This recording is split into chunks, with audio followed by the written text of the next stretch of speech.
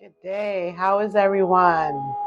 This is Jody Shirami at Astro Podcast. Welcome to my weekly podcast. Astro Podcast is produced by Power Boots LLC and filmed in Studio Cloud 9. Hello, welcome back to Astro Podcast with Jody Shirami. How has the summer been for everyone? If you haven't been here before, I am a mom of 4 boys. I'm an astrology mama. I'm a self-taught astrologist. I've been learning for about 40 years now. I took it seriously the past 10 years as a lot of planets began to do a lot of things involving my sign. I am a Leo sun with a Virgo rising and a moon in Pisces. I'm at the anaretic degree of 29 degrees of Leo. And so I have found the purpose for my dramatic life, as people would like to say. It's very dramatic.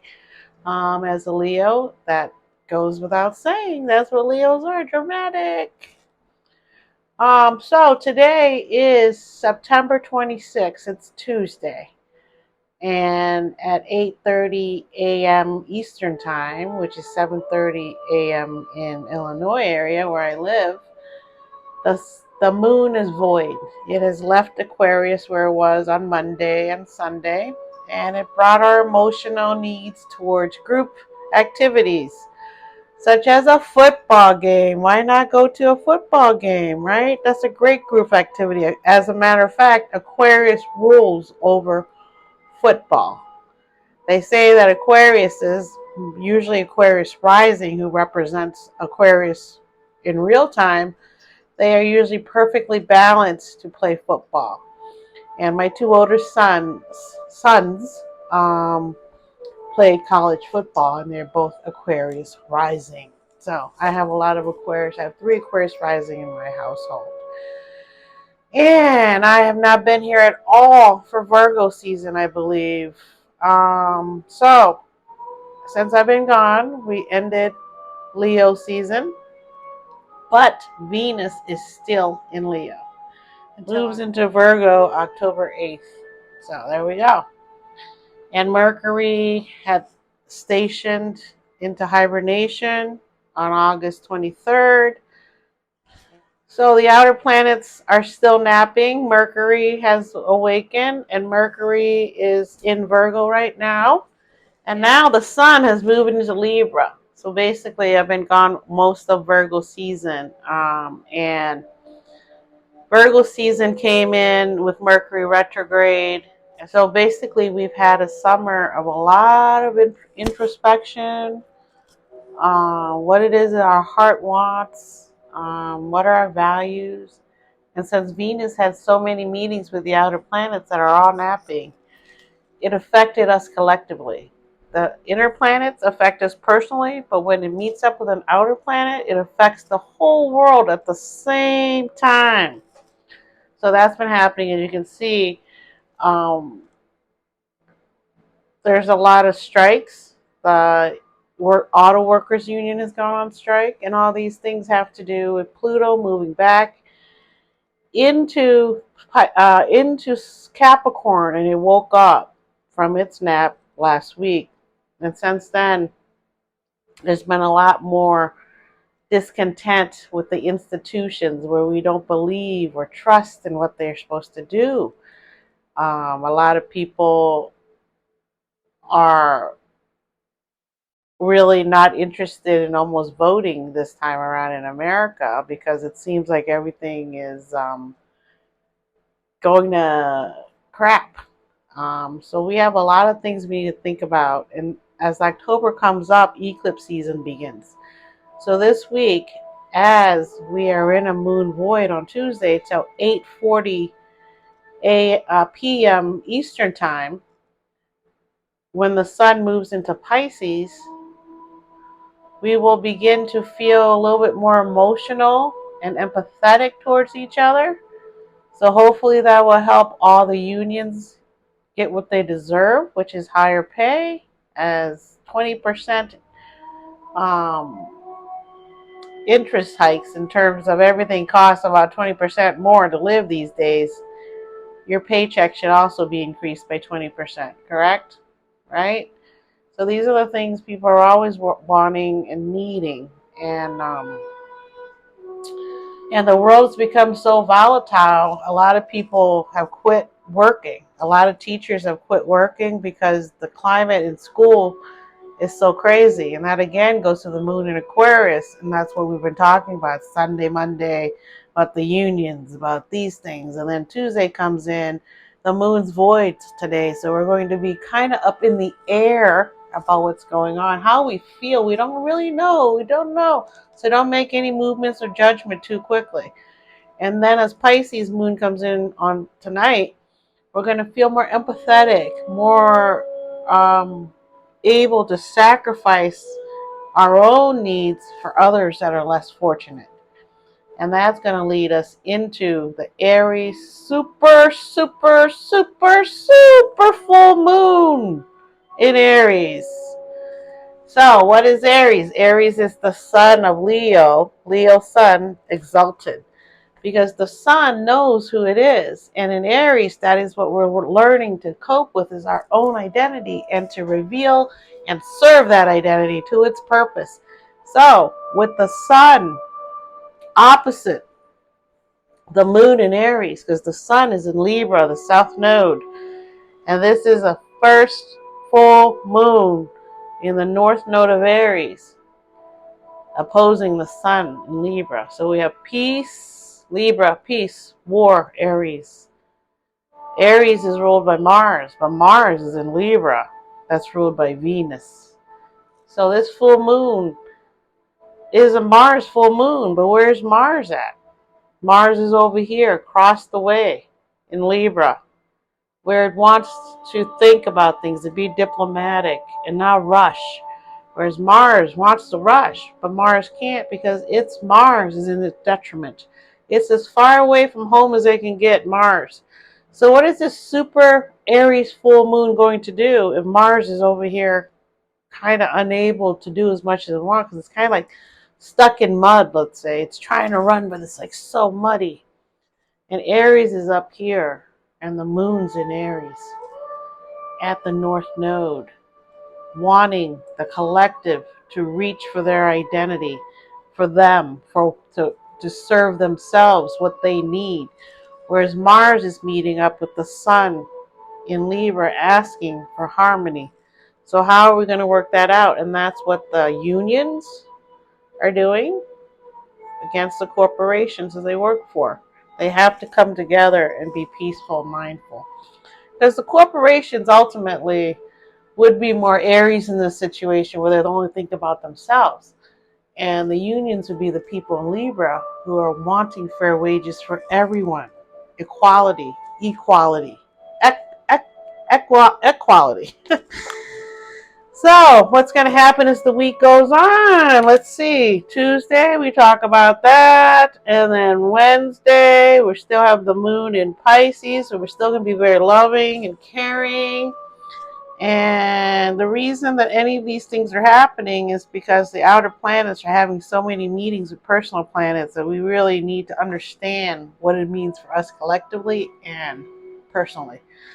So the full moon in Aries occurs. The Aries-Libra polarity is a relationship axis, where Aries represents self and Libra represents other. Where Aries is about self-assertion, Libra is about compromise. So the full moon urges us to strike a balance between meeting our personal needs and attending to the needs of a significant other. The Libra sun is diplomatic, equality-minded, and fair-minded.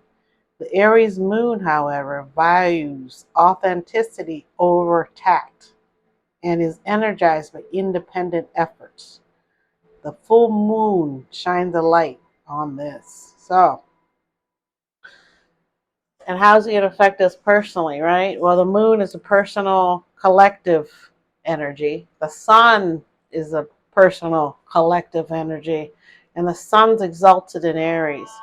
So with the sun opposing Aries and Mars opposing Aries, individually we are being asked to really compromise with others and go for peace, go for team building, not for individual building or institution building. So that's a big one. So we'll see how that's going to play out this weekend, because you're going to feel the effect of the full moon Friday night, Saturday, Sunday. So 3 days. So the sports this weekend is going to be nuts. You'll start feeling it on Thursday. I'm already feeling it, as my moon's in Pisces and Aries is right next to me. So everything that happens a lot of times with Aquarius and Aries, I'm in the middle of it and I feel it. So with the moon in Pisces, you will feel how I feel a lot of times, which is you're not sure. Everything's kind of foggy. There seems to be fog in the way of proceeding down the road. And so you want confirmation a lot of times for what it is you're seeing, because you're not sure if your eyes are playing tricks on you. And so it's a really easy time with Pisces moon for you to be duped, lied to, scammed. And Pisces people are the most likely to do that, because Pisces moon especially, because there's a lot of empathy, a lot of dreaming, a lot of wishing for things to be a certain way, but maybe they're not. And if you know what makes someone tick, you can go in and really manipulate with that. And that's happening, as you can see, with a lot of people right now. So really be wary the next week of being scammed. Double check, triple check everything, especially if it involves money, because money, again, is the vein of all existence, or whatever that expression is, bane of all existence, I believe. So there you go. And next time I come back, it will be October, I believe. Let me check my calendar. But I believe, yes, next week when I come back will be October 3rd. And when October 3rd hits, that's when some stuff is happening with the planets. Because October 4th, Mercury enters Libra, where the sun is. So the sun and Mercury will be together, and Venus will be moving into Virgo next week. And we'll talk about that. My Venus happens to be in Virgo. Let's say they call it the purifying, like a spa for Venus, where she goes and purifies the impurities of values that no longer help us. So again, October is going to be a huge month. Stay tuned as the eclipses hit. Not everyone will be affected, but right now I will tell you, with the Aries full moon, all the cardinal signs within 6 degrees will be affected. Aries, Libra, Cancer, Capricorn. You guys will all be affected if you're around 6 degrees, but either way, you're going to feel it, because it's talking specifically to cardinal signs. And cardinal signs are the leaders of each season that begins. Aries begins spring. Cancer begins summer. Libra begins fall.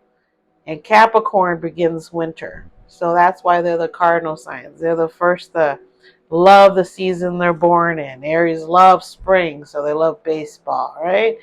Cancer loves summer, so they love being by the water, on the beach, reading a book with their family, right?